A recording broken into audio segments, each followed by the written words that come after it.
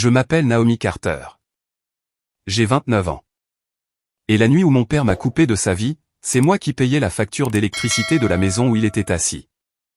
À 22h47, j'étais encore de service au bureau de répartition de fret, casque sur les oreilles, écrans allumés, en train de réacheminer 2 remorques en retard, et d'approuver la prochaine série de paiements automatiques depuis mon téléphone. C'est alors que le chat de groupe familial s'est animé. Mon père a envoyé un seul message, ne nous contactez pas. Ne venez pas traîner ici. Tu es seul maintenant. Pas d'avertissement, pas d'appel, pas d'explication, juste un SMS, comme une porte claquée. 3 secondes plus tard, ma mère a cliqué sur le pouce levé. Ma sœur a ajouté un cœur. J'ai regardé les confirmations de paiement ouvertes sur mon écran, électricité, internet, forfait téléphonique, assurance du camion, renouvellement de pharmacie. Tout cela était lié à mon compte chèque. Il me rejetait de la famille depuis un salon que mon argent maintenait au chaud. Alors, j'ai répondu, super. J'annulerai les paiements automatiques dès demain matin. Ma mère a envoyé une note vocale si rapidement qu'elle a presque chevauché mon message, tu ne peux pas faire ça, Naomi. Ne sois pas méchante. Ton père est contrarié. Ma sœur a écrit, arrête de faire ta drama queen. Mon père a répondu, essaie un peu. C'est à cette seconde précise que quelque chose en moi s'est tu. Pas de faiblesse, pas d'émotion, c'était fini. Parce qu'ils pensaient que j'avais encore besoin de leur approbation, plus qu'ils n'avaient besoin de mon compte en banque. Ils avaient confondu ma loyauté avec de la soumission, mon silence avec de l'assentiment, et mon aide avec quelque chose de permanent. À minuit, le chat de groupe explosait. Et pour la première fois depuis des années, je n'avais pas peur de ce qui allait se passer. Je pensais au cycle de facturation, aux mots de passe, et au bruit que ferait cette maison, une fois que mon argent aurait cessé de circuler à travers ses murs.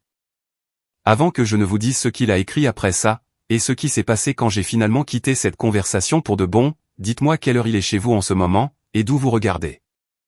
Je veux voir jusqu'où cette histoire va voyager ce soir. Je suis rentré à la maison après 3 heures du matin. J'ai enlevé mes bottes de travail, j'ai posé mon ordinateur portable sur le comptoir de la cuisine de mon studio, et j'ai ouvert le tableur que je faisais semblant de ne pas avoir besoin. Je travaille comme coordinatrice de répartition de fret de nuit, à l'extérieur de Kansas City, ce qui signifie des chiffres, des délais, des itinéraires, et des erreurs qui coûtent de l'argent réel. J'ai toujours été doué pour les systèmes, c'est probablement pour ça que ma famille a fait de moi l'un d'eux. Au début, rien de tout cela ne ressemblait à de la maltraitance. Ça ressemblait à de l'aide. Mon père, Russell Carter, s'était blessé au dos, et disait qu'il avait juste besoin de quelques mois pour se remettre sur pied. Ma mère, Linda, disait que garder le forfait téléphonique à mon nom avait plus de sens, parce que j'avais un meilleur tarif grâce à mon travail.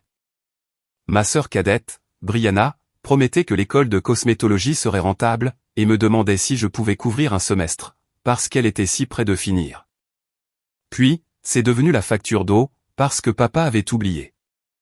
Puis l'internet, parce que maman en avait besoin pour la télésanté. Puis les livraisons d'épicerie, parce que Brianna était entre 2 emplois. Puis l'assurance du camion, parce que Russell disait qu'il ne pouvait pas faire de travail d'appoint sans elle. Puis le renouvellement automatique de la pharmacie, parce que Linda a pleuré le mois où sa carte a été refusée.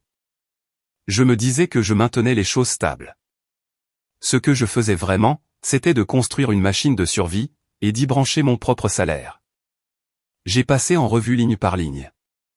Électricité, gaz, eau, Wi-Fi, 2 lignes téléphoniques, assurance du camion, le solde des frais de scolarité de Brianna, des services de streaming que je n'utilisais jamais, des frais d'entretien de la maison, des courses d'urgence, des retraits à la pharmacie. Un paiement tardif de la taxe foncière. J'ai continué à faire défiler. Mois après mois, ma carte, mon compte, mes heures supplémentaires, mes week-ends sacrifiés, mes vacances passées dans une salle de répartition fluorescente, à manger des crackers de distributeurs automatiques. Tout en envoyant de l'argent à une maison où les gens me traitaient d'égoïste si j'avais 10 minutes de retard pour répondre à un SMS. À 3h41 du matin, j'ai arrêté de faire défiler et j'ai enfin fait le total. En 31 mois, j'avais dépensé 68 214,17 € pour empêcher leur vie de vaciller. J'ai dit le chiffre à voix haute, parce que je ne le croyais pas. Puis je l'ai répété. 68 000 €. Assez pour un acompte. Assez pour rembourser mon prêt auto. Assez pour que j'arrête de choisir des doubles services, chaque fois que je me sentais coupable. Je suis resté assise là, à regarder le tableur jusqu'à ce que les cellules se brouillent. Puis j'ai commencé à faire correspondre chaque facture avec de vieux emails et des alertes bancaires. Et c'est là que j'ai remarqué quelque chose que j'aurais dû voir bien plus tôt. Le rappel de la taxe foncière pour la maison n'était pas du tout adressé à mon père. Il faisait référence au « et Family Trust ». Le nom de jeune fille de ma mère, le nom de mon grand-père, Walter est. Un souvenir m'a frappé, net et précis. Un an plus tôt, grand-père m'avait demandé, presque nonchalamment, est-ce qu'ils disent toujours aux gens qu'ils m'ont acheté cette maison? J'avais ri, parce que je pensais qu'il plaisantait. Maintenant, j'ai fouillé dans ma boîte de réception et j'ai trouvé un vieil email, où un avis du comté m'avait été transmis par erreur. La maison n'était pas au nom de mon père. L'homme qui me disait de ne pas venir, ne possédait même pas le toit au-dessus de sa propre tête. Je me suis penché en arrière, j'ai couvert ma bouche et j'ai ri une fois. Pas parce que c'était drôle, mais parce que la forme de tout ce mensonge avait enfin pris forme. Je n'avais pas soutenu une famille en difficulté. J'avais subventionné une performance. Ils jouaient les propriétaires respectables. J'étais la rallonge électrique invisible derrière le mur. À 4h12 du matin, j'ai imprimé tous les relevés que j'ai pu trouver. À 4h38, j'ai surligné les paiements récurrents en jaune. À 5h05, j'ai créé un deuxième onglet intitulé « À annuler en premier ». À 5h47, j'ai pris une douche, je me suis changé, j'ai attrapé la pile de papier, et je suis parti voir mon grand-père, avant que le soleil n'ait complètement percé le brouillard sur les champs. La vérité était là, sur mon siège passager, dans un classeur noir. Et pour la première fois, je ne me demandais pas comment maintenir le confort de ma famille. Je me posais une bien meilleure question. Quand on réalise enfin que tout le monde se tient sur nos épaules, est-ce qu'on continue à les soutenir, ou est-ce qu'on se met de côté, et on les laisse apprendre ce qu'est la gravité? Mon grand-père, Walter, vivait à 25 minutes de la ville, dans une ferme blanche avec un atelier indépendant qui était autrefois son bureau, lorsqu'il travaillait aux archives du comté. Même à la retraite, la moitié de la pièce avait encore l'air officiel, des classeurs, des registres fonciers, un sceau de notaire, des boîtes étiquetées, une carte des parcelles du canton épinglée au mur. Quand je suis arrivé sur l'allée en gravier, il était déjà dehors, en train de verser du café dans un mug de voyage, comme s'il s'attendait à un problème avant même que j'arrive. Walter avait 74 ans, il était vif comme du fil de fer barbelé, et la seule personne de ma famille qui n'a jamais confondu la douceur avec la faiblesse. Il ne m'a pas demandé pourquoi j'étais là. Il a jeté un coup d'œil à mon visage, a ouvert la porte moustiquaire et a dit « Apporte les papiers ». J'ai posé le classeur sur la table de sa cuisine, et je lui ai tout raconté, le texto, les émojis, la note vocale, la liste des prélèvements automatiques, le total.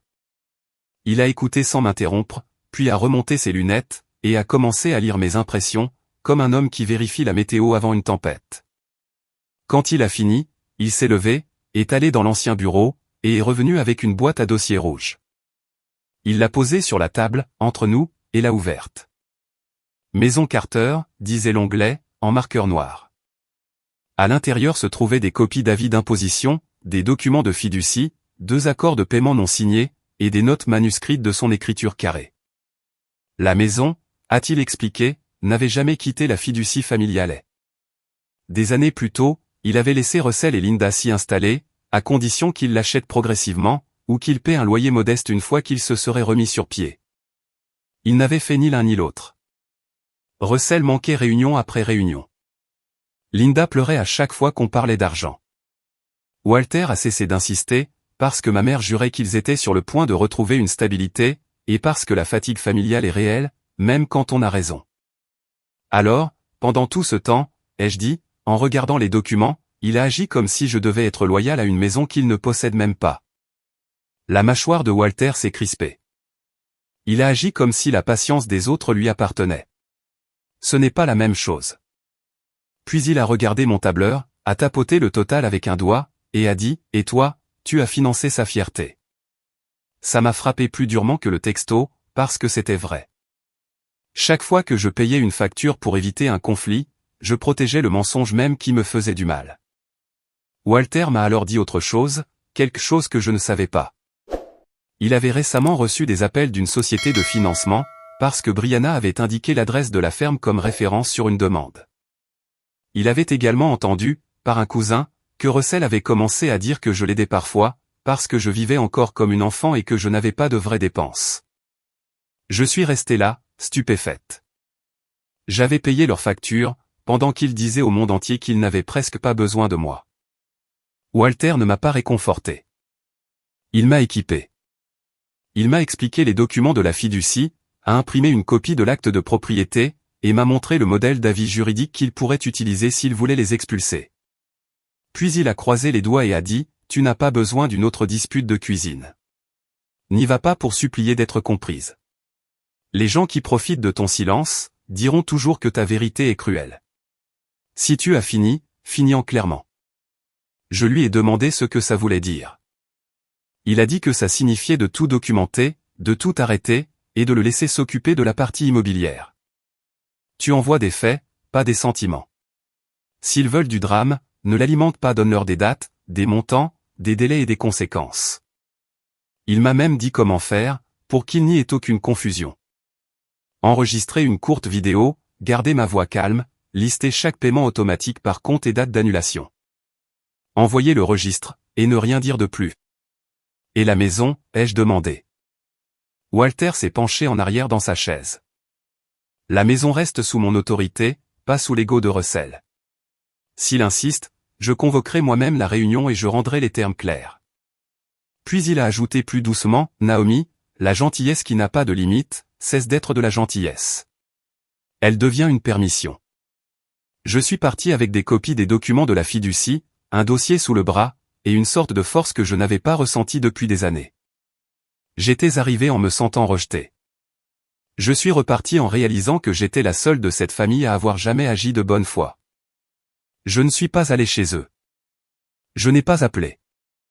Je n'ai pas écrit un long message émotionnel qu'ils auraient pu transformer en preuve de mon instabilité. Je me suis garé devant le centre de répartition avant mon prochain service, j'ai posé mon téléphone contre le volant, j'ai ouvert mon tableur, et j'ai enregistré une vidéo de 5 minutes. Je portais mon gilet de travail réfléchissant, les cheveux encore humides de la douche, des cernes sous les yeux, pas de maquillage, pas de spectacle. Puisque papa dit que je suis seul maintenant, ai-je commencé, voici ce que ça veut dire. Puis j'ai partagé mon écran, pour montrer le registre. J'ai lu chaque ligne comme j'aurais lu un rapport d'itinéraire. Électricité, en moyenne $286 par mois, payé par mois pendant 26 mois. Gaz, en moyenne $93. Eau et ordures, $121. Forfait téléphonique familial, 3 lignes, $247. Assurance du camion de Russell Carter, $188.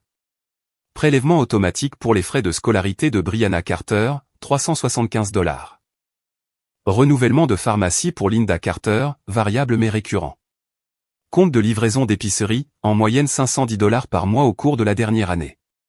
Forfait internet et streaming, réparation d'urgence et un acompte sur la taxe foncière. Je n'ai pas accusé, j'ai documenté. Puis j'ai dit la seule phrase qu'ils avaient besoin d'entendre, puisqu'on m'a dit de ne pas vous contacter et de ne pas venir, tout soutien prend fin dans le même esprit. L'électricité et le gaz seront transférés ou résiliés vendredi. La demande de transfert du forfait téléphonique a été soumise. L'assurance du camion ne sera pas renouvelée. Les paiements des frais de scolarité sont annulés. Les comptes d'épicerie sont fermés. Les cartes de pharmacie ont été retirées. Si vous avez besoin de clarification, veuillez consulter le tableur ci-joint. Grand-père Walter a confirmé le problème de la propriété séparément et vous contactera à ce sujet.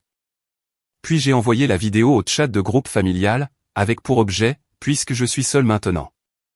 Pendant exactement 15 secondes, rien ne s'est passé. Puis le téléphone a explosé. Russell, petite garce ingrate. Linda, s'il te plaît, appelle-moi avant de faire quoi que ce soit d'irréfléchi. Brianna, tu ne peux pas envoyer des tableurs aux gens comme ça. C'est de la folie. Russell encore, tu crois que parce que tu gagnes un peu d'argent, tu peux m'humilier? Puis les notes vocales ont commencé à pleuvoir, comme des tirs de mitraillette. Ma mère pleurait, mon père criait par-dessus elle. Brianna parlait si vite que la moitié de ses mots se brouillaient. Je n'ai répondu à aucun d'eux. J'ai ouvert chaque compte et j'ai commencé à fermer des portes. Annuler le renouvellement automatique. Supprimer le mode de paiement. Révoquer l'autorisation. Mettre fin à l'accès partagé. Transférer la ligne. Geler la carte. Changer le mot de passe. Email de confirmation. SMS de confirmation. Écran de confirmation. C'était chirurgical. Pas de cri. Pas de scène. Juste un système qui refusait enfin une mauvaise entrée. Vers 11 heures ce matin-là, les effets ont commencé à se faire sentir. Russell a envoyé 3 SMS furieux, parce qu'il était allé chercher un travail d'appoint et avait découvert que l'assurance de son camion avait expiré au renouvellement. Brianna m'a appelé d'un numéro inconnu, parce que le portail de l'académie de beauté l'avait empêché de réserver des heures de clinique, après que le paiement manquant ait été enregistré. Linda a laissé un message, chuchotant qu'elle ne pouvait soudainement plus utiliser le compte de la pharmacie. « Et pourquoi ferais-tu ça à ta propre mère ?» La meilleure question était pourquoi il pensait que j'étais censé continuer à financer des gens qui venaient de me dire de ne pas venir. Mais je n'ai toujours pas répondu. Au lieu de cela, pendant ma pause déjeuner, j'ai fait quelque chose que je ne m'étais pas permis de faire depuis 2 ans. J'ai utilisé mon propre argent pour mon propre avenir. J'ai payé les frais de dossier pour un appartement d'une chambre plus près du travail. Je me suis inscrite au programme de certification de superviseur que mon entreprise m'encourageait à suivre. J'ai transféré une partie de mon dépôt direct sur un compte d'épargne que j'ai nommé « Paix ». Au moment où mon service s'est terminé, le chat de groupe était passé de l'insulte à la panique. Le dernier message que j'ai vu avant de le mettre en sourdine venait de mon père, « Tu as fait passer ton message. Remets-le en marche. » C'est à ce moment-là que j'ai su que le message était enfin passé. Pas quand ils m'ont traité de cruel. Pas quand ils ont crié. Quand ils ont demandé à retrouver leur confort. Avez-vous déjà remarqué à quelle vitesse les gens arrêtent de vous traiter d'égoïste, dès qu'ils réalisent que vos limites vont les déranger? Je pensais que la pire partie serait la colère. J'avais tort. La pire partie, c'est ce qu'ils ont fait après avoir compris que je ne reviendrai pas. 2 jours plus tard, j'ai reçu un message sur Facebook d'une femme d'indépendance que je n'avais jamais rencontrée. Elle s'est excusée de me déranger, disant qu'elle avait acheté un bracelet à breloques en argent sur une page de revente locale, et qu'elle voulait savoir si l'inscription à l'intérieur avait une signification, avant de la polir. Elle a envoyé une photo. Mon estomac s'est tellement noué que j'ai dû m'asseoir.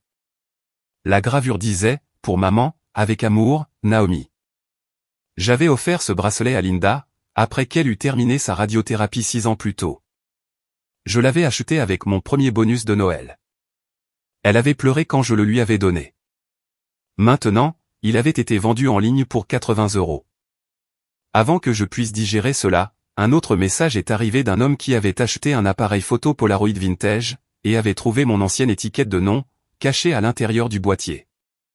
Cet appareil photo était le mien depuis le lycée, rangé dans un placard de la maison familiale, parce que je n'avais pas de place dans mon appartement.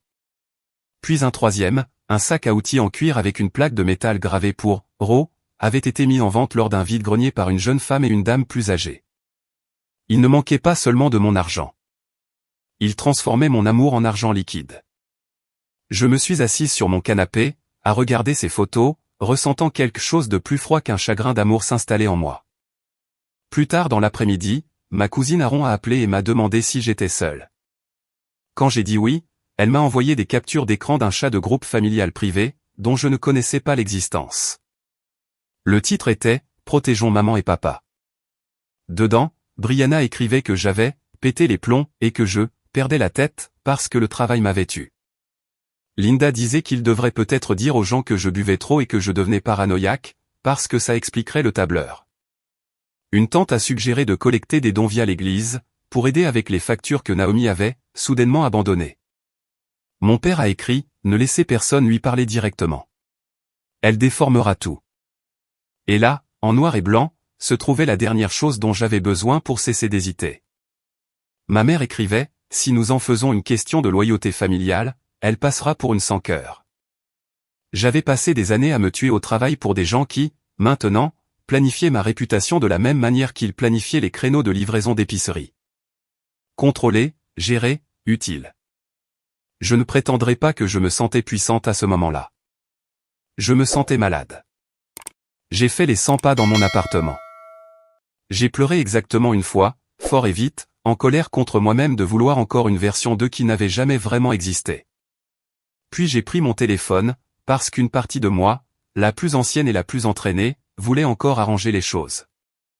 J'ai ouvert l'application des services publics. J'ai survolé l'option « Restaurer le paiement » pour les ordonnances de Linda.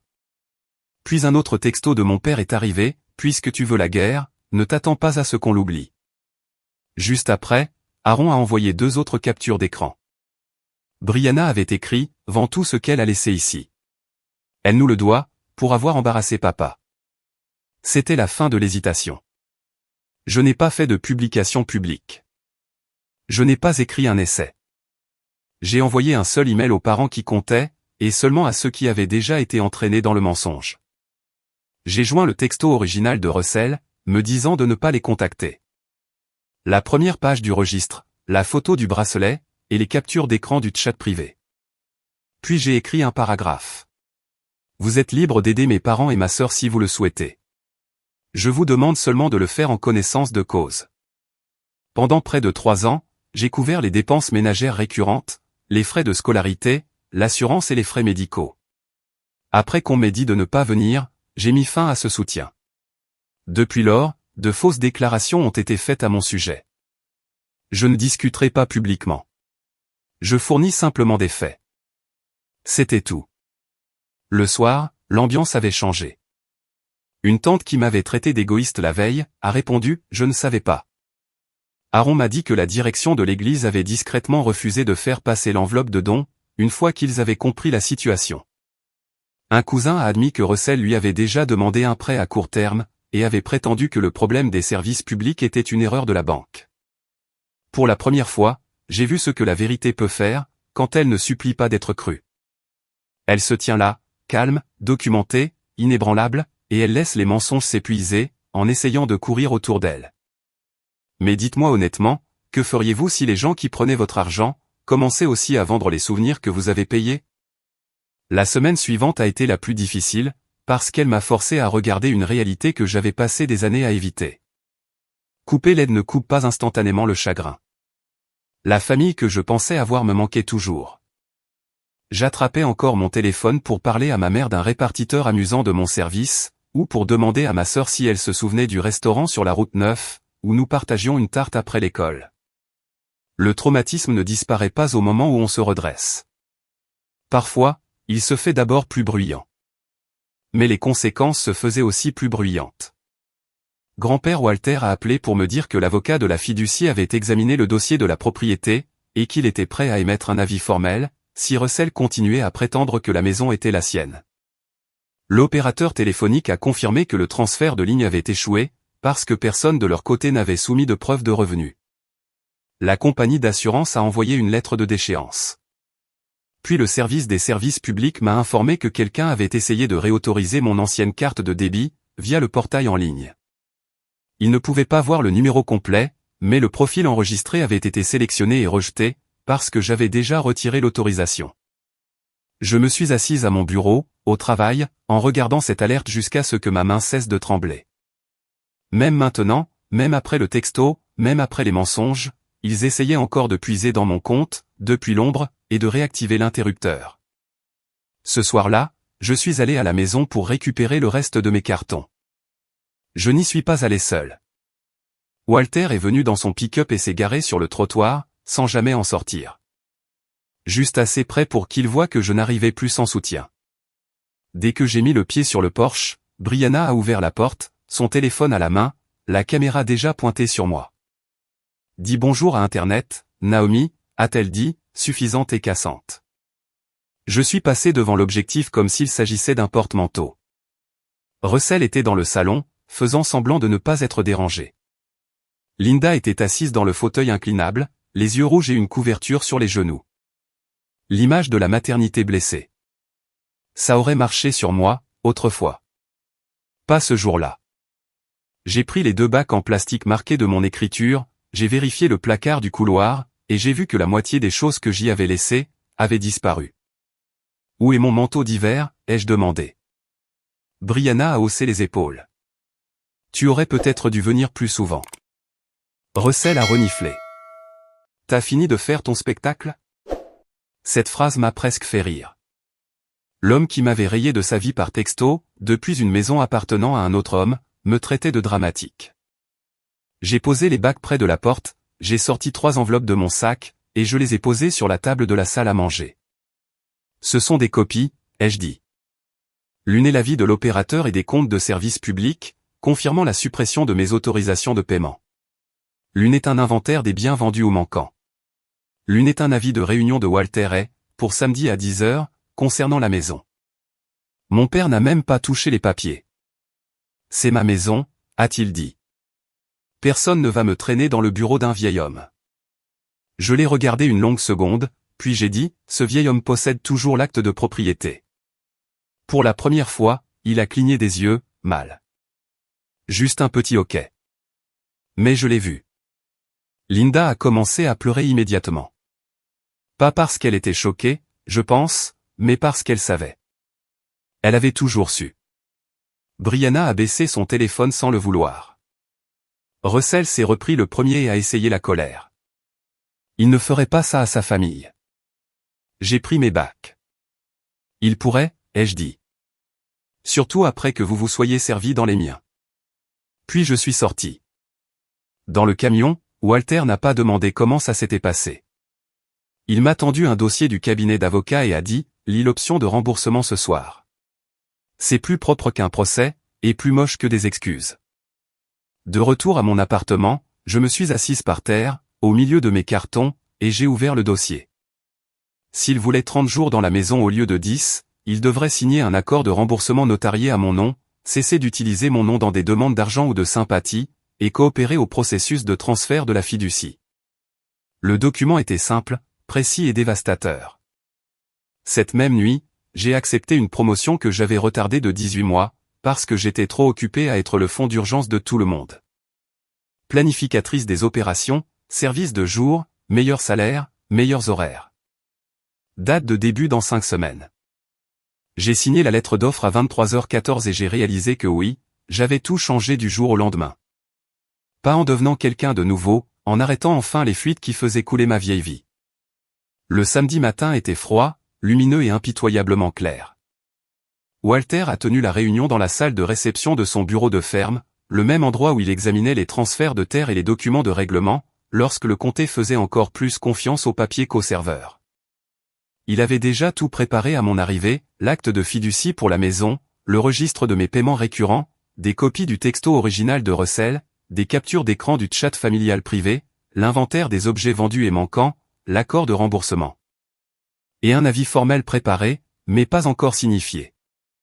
Quand Russell, Linda et Brianna sont entrés, ils avaient l'air moins en colère que ce à quoi je m'attendais, et plus épuisés.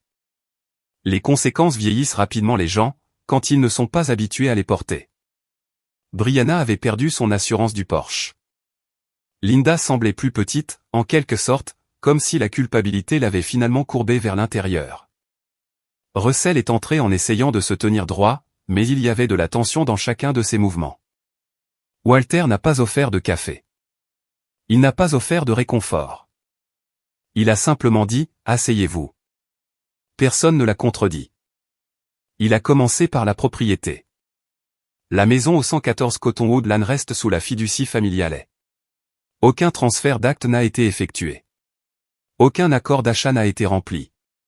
Aucun loyer n'a été payé de manière régulière. Par conséquent, votre affirmation selon laquelle elle est à vous, est fausse. Russell a ouvert la bouche et Walter a levé une main. Vous allez d'abord écouter. Vous avez trop parlé sur un terrain d'emprunt. Puis il s'est tourné vers moi et a hoché la tête. C'était mon signal. Je ne me suis pas levé. Je n'ai pas tremblé. J'ai juste ouvert le registre et j'ai parlé. Au cours des 31 derniers mois, j'ai payé 68 214 $ et 17 cents en soutien ménager récurrent, y compris les services publics, le service téléphonique, l'assurance du camion, les frais de scolarité, l'épicerie, les frais de pharmacie et les dépenses d'urgence. J'ai fait cela parce que je croyais aider une famille à traverser une période difficile. Mardi soir, papa m'a dit de ne pas vous contacter, de ne pas venir, et que j'étais seul. Maman et Brianna ont soutenu ce message. Je vous ai pris au mot. Brianna a commencé à pleurer avant même que j'atteigne les conditions. Ce sont m'aurait autrefois défaite. Maintenant, il sonnait juste tardif. J'ai fait glisser l'accord de remboursement vers l'avant. Walter vous offre 30 jours avant que les procédures d'expulsion ne soient engagées. En échange, 3 choses se produisent. Premièrement, vous quittez la maison dans les 30 jours, sans dommages, sans accessoires manquants et sans retard. Deuxièmement, vous signez cet accord de remboursement notarié, reconnaissant le soutien que j'ai couvert, et acceptant une restitution mensuelle. Troisièmement, aucun d'entre vous n'utilise mon nom, mon travail ou ma relation avec vous pour solliciter de la sympathie, des dons, des faveurs ou de l'argent de la part de parents, de membres de l'Église, de voisins ou de quiconque. Si vous continuez à répandre de fausses déclarations à mon sujet, chaque document de support dans cette pièce sera envoyé à chaque personne que vous avez trompée. Russell a frappé la table si fort que le stylo a roulé. C'est de la folie. Tu essaies de détruire ta propre famille. Je l'ai regardé droit dans les yeux. Non. J'ai arrêté de financer la version de la famille qui ne fonctionnait que lorsque j'étais utilisé. Linda a alors commencé à sangloter. De vrais sanglots, pas théâtraux cette fois. Naomi, je sais que nous avons eu tort, mais 30 jours. Où sommes-nous censés aller?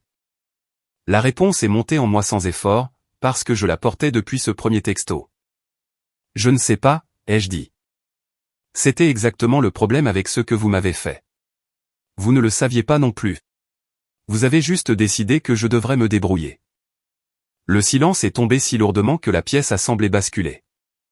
Brianna a chuchoté, j'ai seulement aimé le message parce que je pensais qu'il bluffait. Je me suis tourné vers elle. Et tu as vendu le bracelet de maman. Tu as essayé de vendre mon appareil photo. Tu as plaisanté dans un chat privé sur la vente du reste de mes affaires. À un moment donné, ça cesse d'être de la loyauté envers papa, et ça devient du caractère. Elle a baissé les yeux et n'a pas pu répondre. Walter a poussé la copie de l'acte vers Russell. Vous aviez des années, a-t-il dit. Des années pour arranger ça. Vous ne l'avez pas fait, parce que Naomi a continué à vous rendre les choses faciles, en ne le faisant pas. Mon père a finalement manqué de volume et a essayé une autre tactique, la pitié. Tu sais que j'étais sous pression. Walter n'a même pas scié. Tout le monde est sous pression. La plupart des gens ne résolvent pas ça en piochant dans le portefeuille de leur fille, et en appelant ça la paternité. C'était la phrase la plus dure que quelqu'un lui ait jamais dite en face.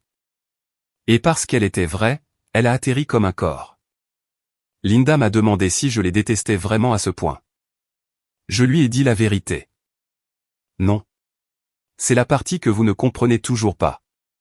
Je ne vous déteste pas. Je ne vous fais tout simplement plus confiance, avec ma paix. J'ai signé ma partie du formulaire de remboursement et j'ai posé le stylo sur la table. À partir de maintenant, vous apprendrez à vivre sans mon argent, et j'apprendrai à vivre sans être aimé, seulement quand je suis utile. Personne n'a parlé pendant un long moment. Puis Walter a dit, vous pouvez signer maintenant, ou je peux signifier l'avis de 10 jours à la place. Linda a signé la première, les mains tremblantes. Brianna a signé la seconde, parce qu'elle a vu sa mère le faire. Russell a été le dernier. Il a regardé le papier comme si c'était une insulte. C'était peut-être une insulte, légale et indéniable, à chaque mensonge sur lequel il avait bâti sa fierté. Mais il a signé. Pas parce qu'il me respectait. Parce que pour la première fois, mes limites avaient des témoins, des documents et une date limite. Ils sont partis ce jour-là, sans autre discours. Personne ne s'est étreint. Personne ne m'a tendu la main dans l'allée. Il n'y avait plus rien à jouer. 30 jours plus tard, Walter a donné suite. La maison a été vidée, nettoyée et louée à un couple tranquille avec 2 enfants, qui payaient à temps et n'ont jamais agi comme si la gratitude était de l'oppression. Russell a emménagé dans une petite location en périphérie de la ville, et a accepté de vrais contrats de travail, parce que le bluff ne couvrait plus l'essence. Linda a trouvé un emploi de réceptionniste dans un cabinet dentaire, et 3 mois plus tard, a envoyé le premier mandat, marqué « Remboursement ». Brianna a terminé l'école à la dure, avec des prêts, un travail à temps partiel, et plus personne à instrumentaliser contre moi. Et moi, J'ai pris la promotion de jour. J'ai emménagé dans l'appartement près du travail, avec des fenêtres qui donnent sur le triage, au lieu de la crise de quelqu'un d'autre. J'ai acheté mon propre canapé. J'ai reconstitué mes économies. J'ai dormi toute la nuit, sans être réveillé par des notes vocales, de fausses urgences ou une culpabilité déguisée en devoir familial. Parfois, les gens me demandent ce qui a tout changé, du jour au lendemain. Ce n'était pas la vengeance, au sens d'une scène de film bruyante. C'était une décision. J'ai arrêté de payer pour le manque de respect. C'était ça. C'était l'interrupteur. Une fois que je l'ai actionné, chaque mensonge dans cette famille a dû survivre par ses propres moyens, et la plupart n'y sont pas parvenus. La leçon que je retiens maintenant est simple, et j'aurais aimé l'apprendre plus jeune. Tous ceux qui partagent votre sang ne méritent pas un accès illimité à votre sacrifice. Parfois, la chose la plus aimante que vous puissiez faire pour une famille toxique, c'est de les laisser faire face aux conséquences dont vous les avez protégés. Les gens ne grandissent pas en se tenant sur votre dos, et vous ne guérissez pas en appelant votre propre épuisement de la loyauté. Le jour où mon père m'a dit que j'étais seul, il pensait me punir. Ce qu'il a vraiment fait, c'est me libérer. Alors, je vous laisse avec ceci, si les personnes les plus proches de vous ne vous apprécient que lorsque vous êtes utile, appelleriez-vous encore cela de l'amour? Ou l'appelleriez-vous enfin par son nom, et partiriez-vous?